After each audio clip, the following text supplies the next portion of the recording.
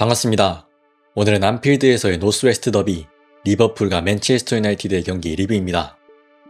이 경기는 브라이언 은베모의 입장골로 시작합니다. 경기 극초반 리버풀이 압박하자 더리우트는 고민하지 않고 키퍼에게 백패스합니다. 라멘스 키퍼도 큰 고민 없이 전방으로 롱킥. 판다이크는 당연히도 은베모보다 제공권에서 우위입니다. 맥과이어는 이 공을 소유하려 하지 않고 다시 전방에 붙여놓는데요. 맥칼리스터는 세컨볼에 대비하는 게 아니라 공중볼 경합에 가담하려다가 판다이크와 충돌하고 맙니다. 공은 판다이크의 머리에 맞았지만 소유권은 브루노 페르난데스에게 향했고 쓰러진 맥칼리스터 대신 판다이크가 붙어보지만 브루노 페르난데스는 아마드에게 공을 빼내는데 성공합니다. 이때 넘어져 있던 은베모는 빠르게 일어나서 박스 안으로 침투 움직임. 아마드 디알로는 훌륭한 아웃프런트 킥으로 응답합니다. 코나테는 오프사이드 라인을 맞추지 않고 은베모를 따라가는 선택을 내리는데요. 결과적으로 잘못된 판단이었습니다. 맨유가 안필드에서 1분 만에 선제골을 터뜨립니다. 이 경기 맨유는 이번 시즌 치른 경기 중 가장 적은 패스를 시도하였지만 롱킥 시도 횟수는 그 어떤 경기보다 많았습니다. 자신들의 진영에서 공을 소유하려는 의지가 전혀 없는 실리적인 선택입니다. 그러니 리버풀은 점유율과 주도권을 잡고 공격을 전개할 수 있습니다. 리버풀이 후방에서 공을 전개할 때 맨유는 쿠냐와 은베모가 투톱처럼 올라가 상대 센터백을 견제하였습니다. 이렇게 되면 은베모가 전진한 탓에 케르케즈가 자유롭죠. 그래서 오른쪽 윙백 아마드가 케르케즈를 막기 위해 올라갑니다. 이때 리버풀은 좌측 뒷공간을 공략하였는데요. 뒷공간 커버는 더리우트의 강점이 아니기 때문에 속공 상황에서 코디 악포에게 많은 기회가 주어집니다. 맨유의 수비 라인이 순간적으로 올라간 상황. 코나테는 키퍼에게 백패스합니다. 여기서 케르케즈 앞에 위치한 은베모가 판다이크를 압박하기 위해 달려나가면서 말씀드린 대로 아마드도 전진하는데요. 마마르다 슈빌리의 왼쪽 뒷공간을 향한 롱킥은 정확히 학포의 발밑에 연결됩니다. 아마드 디알로는 뒤늦게 내려왔고 더리우트는 학포를 저지하기 위해 전력 질주하지만 크로스를 허용합니다. 그 위치에 맥과이어가 있었기 때문에 큰 위기로 이어지지는 않았습니다. 지금은 맨유가 반대발 윙백을 활용한 속공 전개를 펼치지만 코나테가 속도 경합에서 승리한 직후 상황입니다. 맨유의 수비 전환 상황에서도 은베모는 높은 위치에 올라와 있기 때문에 아마드도 어느 정도 전진해 있는데요.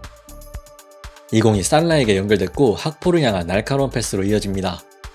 아마드는 이 패스를 끊어보려고 발을 뻗었지만 균형을 잃고 넘어졌고 학포는 영리하게 더리우트의 진행 방향 반대로 셔터치를 잡으면서 상대의 역동작을 유발한 뒤 위력적인 슈팅 마무리. 하지만 야속하게도 골대를 강타합니다.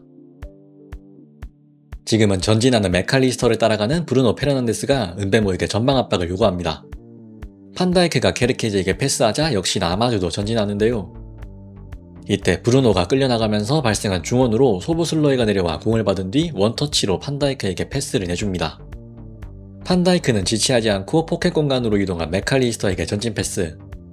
맥칼리스터는 감각적인 터치로 이삭에게 공을 내주고 이삭 역시 원터치로 측면 학포에게 공을 연결합니다.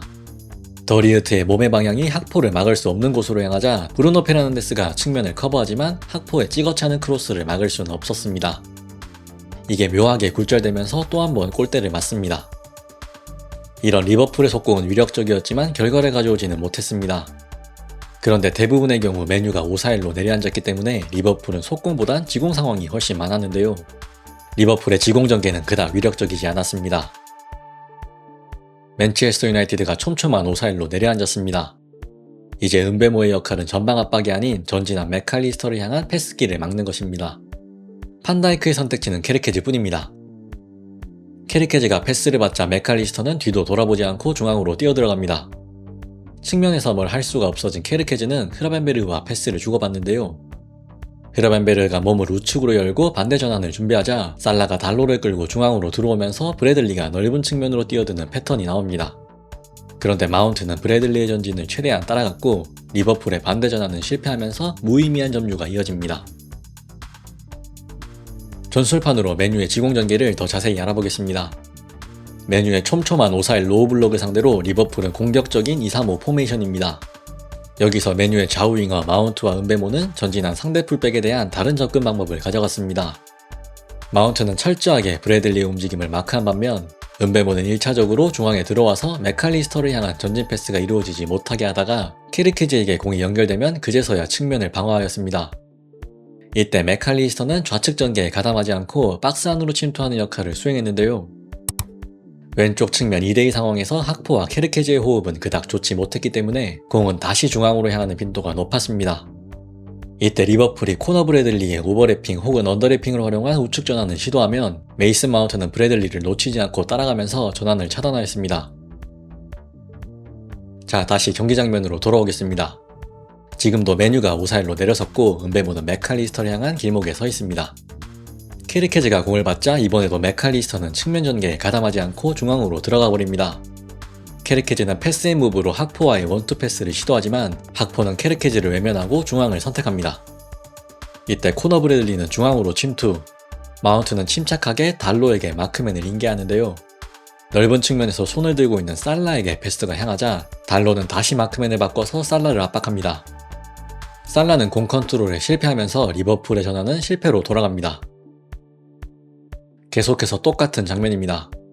케르케즈가 측면에서 공을 잡으면 맥칼리스터는 박스 안으로 뛰어들어갑니다. 케르케즈는 박스 안으로 크로스를 시도하지만 자신감이 많이 떨어졌는지 벗어나고 맙니다. 사실 소보슬라이와 맥칼리스터도 상대 박스 안에서 위협적인 선수들은 아니죠.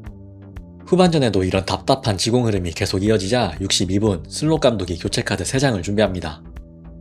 교체 투입된 초호와 벤치 멤버들은 각자 나름의 임무를 부여받고 수행했으나 정작 가장 중요한 전술적 포인트는 구단 유스 출신의 커티스 존스였습니다.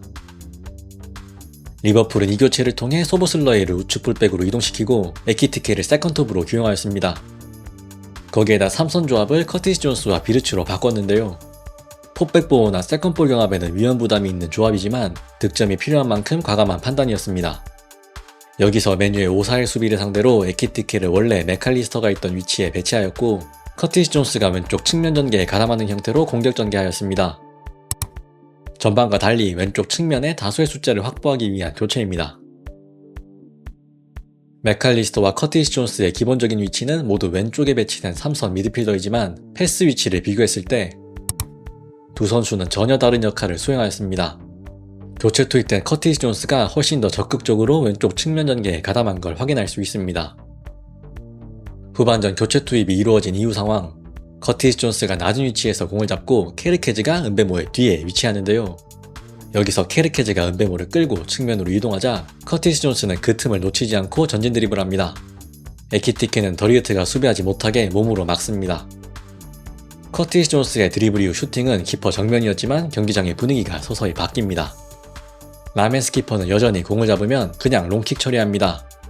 그런데 커티스 존스는 공이 떨어지는 지점을 잘못 파악하면서 브루노 페르난데스에게 세컨볼을 넘겨줍니다.